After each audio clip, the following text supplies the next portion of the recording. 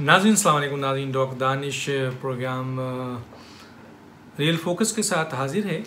नाज़रीन चंद अहम पॉइंट्स हैं, मैं आज उसको लेकर आपके सामने आ रहा हूँ। और सबसे पहला जो पॉइंट है वो ये है कि आपने सुना होगा कि नरेंद्र मोदी कश्मीर के ऊपर जो उसने 370 के हवाले से आपके जो कानून नाफिज किया था और वहाँ पे जो तब्दीली की थी उसके ऊपर कश्मीरियों ने उसको एक्सेप्ट नहीं किया और वहाँ पे जो मौजूद उनके रहनुमा हैं उन्होंने उसका बहुत ज़बरदस्त प्रोटेस्ट किया था। हालांकि पाकिस्तान जो है वो इसको बहुत ज़्यादा रिएक्ट करना चाहिए था, लेकिन अनफॉर्चुनेटली ये इल्ज़ाम पाकिस्तान की मौजूदा हुकूमत पे आता है कि उन्होंने कश्मीर का सौदा कर दिया। बहरहाल अब जो सूरत हाल है वो बहुत ही इम्पोर्टेंट है। एक तरफ आप देख रहे हैं कि उन्होंने अभी एक APC बुलाई है इसी मसले पे, नरेंद्र मोदी ने, जहां पर उनको वहां पर भी नाकामी हुई है। और ये बात भी सुनने में आ रहा है कि नरेंद्र मोदी कश्मीर को अपनी पुरानी हैसियत में बहाल करना चाह रहे हैं। तो क्या पुरानी हैसियत में बहाल करने का मतलब ये है कि नरेंद्र मोदी को अपनी उस गलती का एहसास हुआ है कि उन्होंने गलत कर दिया है या उन पे प्रेशर है? हरगिज़ नहीं। नरेंद्र मोदी ने ये कवानीन को नाफिज करके वो जो काम लेना था वो सारा ले लिया उसने। वहाँ पर उसने हिंदुओं की बहुत बड़ी माइग्रेशन कर दी, बहुत बड़ी तादाद में। पहले भी माइग्रेशन होती थी लेकिन उनको हक नहीं था वहाँ की ज़मीन ख़रीदने का और वहाँ पे रजिस्टर्ड होने का, जो कि अब बहुत बड़ी तादाद में हिंदू उन्होंने वहाँ ज़मीनें ख़रीद ली हैं, वो मकबूजा कश्मीर पे रजिस्टर्ड हो गए हैं और वो तमाम मरातें हासिल कर ली हैं। बहुत बड़ी तादाद में हिंदुओं ने जो मकबूजा कश्मीर में सिर्फ मुसलमानों या कश्मीरियों को यह हासिल था, तो उसने बहुत बड़ी अचीवमेंट हासिल कर ली है। अब उसके लिए इस कानून का रहना या ना रहना कोई बड़ी बात नहीं है। हाँ, आपको याद है कि पाकिस्तान के वज़ीर आज़म इमरान खान साहब ने अभी हालिया एक इंटरव्यू में कहा कि अगर कश्मीर का मसला हल हो जाता है तो पाकिस्तान जो है वो एटमी असासे जो है वो विड्रॉ कर देगा, उसकी ज़रूरत नहीं रहेगी। ये एक तरफा बयान है इमरान खान साहब का, इस पे अभी तक कश्मीर की तरफ से कोई एक स्टेटमेंट भी नहीं आया है। अब कल अगर ये नरेंद्र मोदी जो अगला कदम उठाने जा रहा है बड़ी खूबसूरती से अपने तमाम मकासद हासिल करके कि जनाब चलें जी कश्मीर का मसला हल करते हैं, हमने कश्मीर को वो हैसियत वापस कर दी, आइए टॉक्स करें और USA के इशारे पे, बैनुक़वामी ताकतों के इशारे पे कश्मीर का मसला सॉल्व कर देता है एक बहुत बड़ी तादाद हिंदुओं की वहाँ इंडक्ट करने के बाद, तो क्या ये तकाजा भी करेगा वो इमरान खान से कि आप अपना एटमी हथियार ख़त्म करें, क्योंकि आपने पूरी दुनिया के सामने ये कहा था कि कश्मीर का मसला हल हो तो एटमी असासे ख़त्म कर लें और एक तरफा ख़त्म करें। आपने कहा है, हमने नहीं कहा है। ये एक बहुत बड़ी पेशरफ्त होने वाली है, इसको याद रखिएगा नाज़रीन। दूसरी जो इम्पोर्टेंट बात है वो है कुलभूषण यादव के हवाले से। इमरान खान साहब जब अपोजिशन में थे तो उन्होंने कहा था, PMLN की गवर्नमेंट पे इल्ज़ाम लगाया था कि वो कुलभूषण को तहफ़्फ़ुज़ दे रहे हैं, उसको फांसी नहीं दे रहे हैं। हालांकि कुलभूषण ने जो काम पाकिस्तान में किया है, बेइंतहा लोगों को दहशतगर्दी में उसने मारा है, तो इमरान खान का ये स्टेटमेंट था कि कुलभूषण यादव को फ़ौरन फांसी दी जाए। आज 3 साल हो गए, कुलभूषण यादव बहुत आराम से पाकिस्तान में मौजूद है, बल्कि फांसी तो छोड़िए, इमरान खान साहब एक कानून साजी करने जा रहे हैं जिसके तहत कुलभूषण यादव को रिलीफ देने जा रहे हैं। अब आप ये सवालात देखें, ये रवैया देखें, ये इल्ज़ामात देखें और ये मौजूदा इनकी हालात देखें।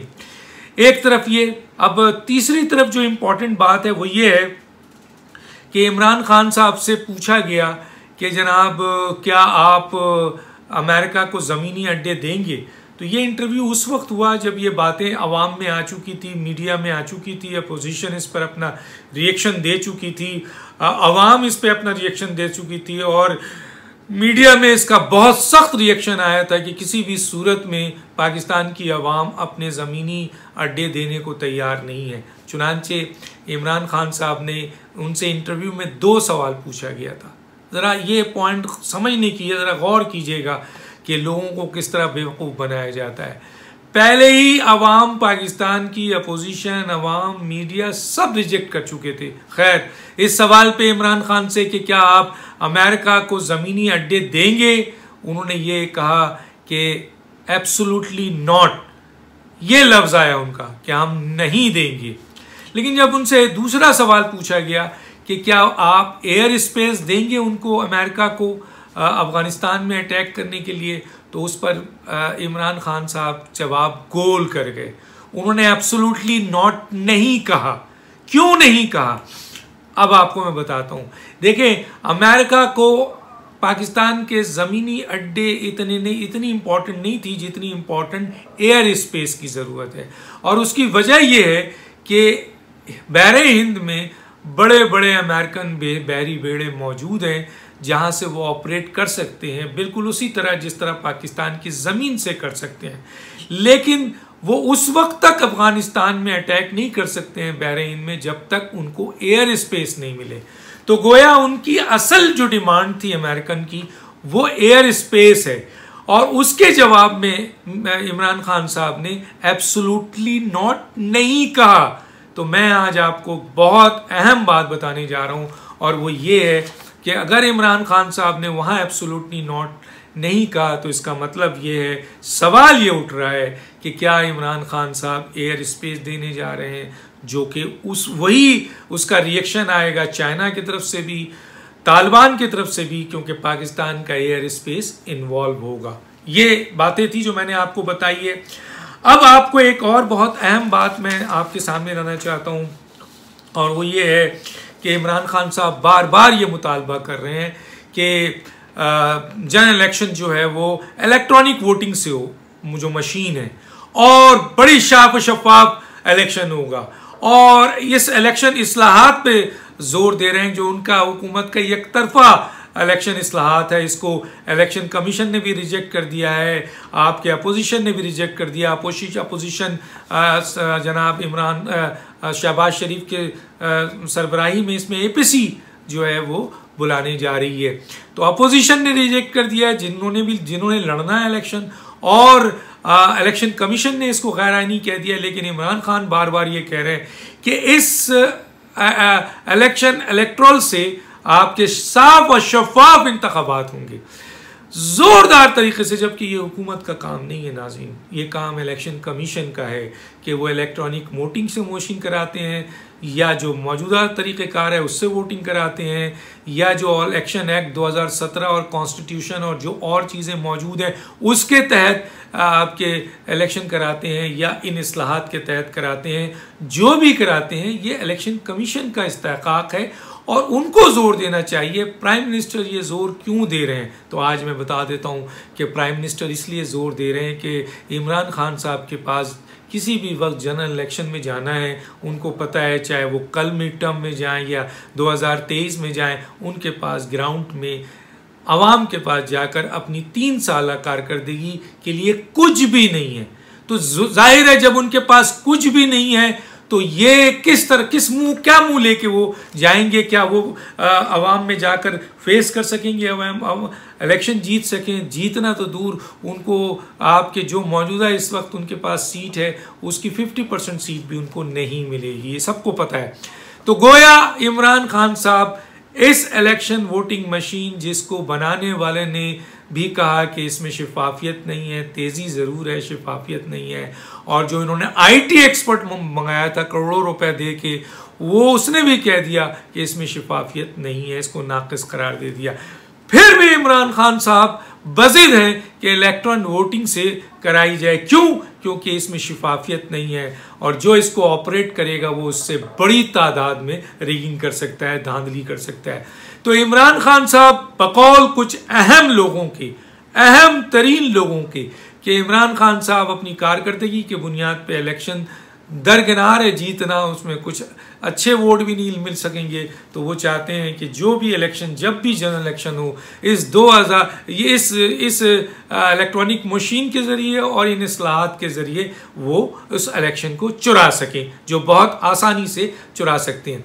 मेरा एक मुतालबा, एक सवाल है इमरान खान साहब कि अगर आप सिंसियर हैं, नीयत का हाल तो खुदा को पता होता है, जो कि बज़ाहिर आपकी नीयत लग रही है कि आप जो है वो चोरी करना चाह रहे हैं। चलें, आप समझते हैं कि ये सिंसियर है, कि ये मशीन बहुत अच्छी है, ये इस्लाहात बहुत अच्छे हैं, तो इमरान खान साहब इसको 2028 तक मुलतवी कर देते हैं।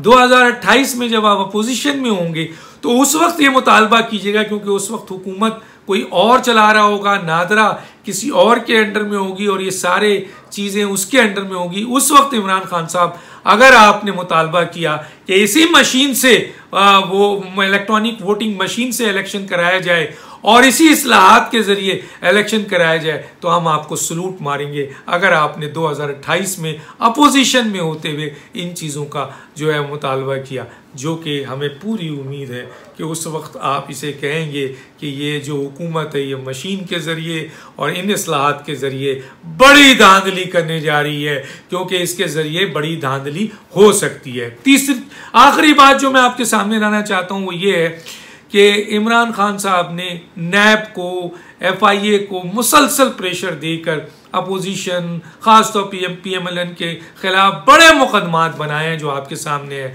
अब तो सब छूट रहे हैं, जिस तरह मैंने कहा कि मरियम भी बाहर है, नवाज शरीफ साहब भी बाहर हैं, शहबाज शरीफ साहब भी बाहर हैं, हमजा साहब भी, सनाउल्लाह साहब भी, साद रफ़ीक भी, ख्वाजा आसिफ भी, फवाद हसन फवाद भी, एक लाइन लगी हुई है। अदालतें उनको ज़मानत दे के बाहर आ रही हैं। इमरान खान प्रेशर किस पे डालते हैं? नैब पे और FIA पे। 2 FIA के DG जनाब बशीर मेमन साहब और दूसरे जो हैं जनाब आपके जो उसके थे FIA के DG अभी हालिया, उन्होंने, वाजिद ज़िया साहब ने, उन्होंने इमरान खान की बात मानने से इनकार कर दिया। गैर आइनी और गैर कानूनी तरीके से उन पर केसेस बनाने, उनको जेल भेजने का जो हुक्म दिया गया था उसे मानने से इनकार किया। गोया बशीर मेमन को फारिग किया इमरान खान ने, वाजिद ज़िया को खुटे लाइन लगाया। अब सनाउल्लाह अब्बासी आए हैं, देखते हैं उनकी भी शोहरत अच्छी है कि क्या वो वाकई इन 2 DGs की तरह जो है गैर आइनी और गैर कानूनी हुक्म मानने से इनकार करेंगे और ख़ुद खुडे लाइन लगेंगे, या ये मानेंगे बात, क्योंकि काम शुरू हो गया है। शहबाज शरीफ को दोबारा FIA में और हमजा शहबाज को दोबारा FIA में बुलाया जा रहा है, ताकि पंजाब के अंदर जो अदम एतमाद है उसको रोका जाए और मरकज़ में जो अदम एतमाद इमरान के ख़िलाफ़ आने वाली है उसको रोका जाए। ये चंद बातें हैं आपके सामने लाया हूँ एक बहुत अहम वीडियो के साथ। अगले व्लॉग में आऊँगा। डॉक्टर दानिश को याद दीजिए। अल्लाह हाफ़िज़।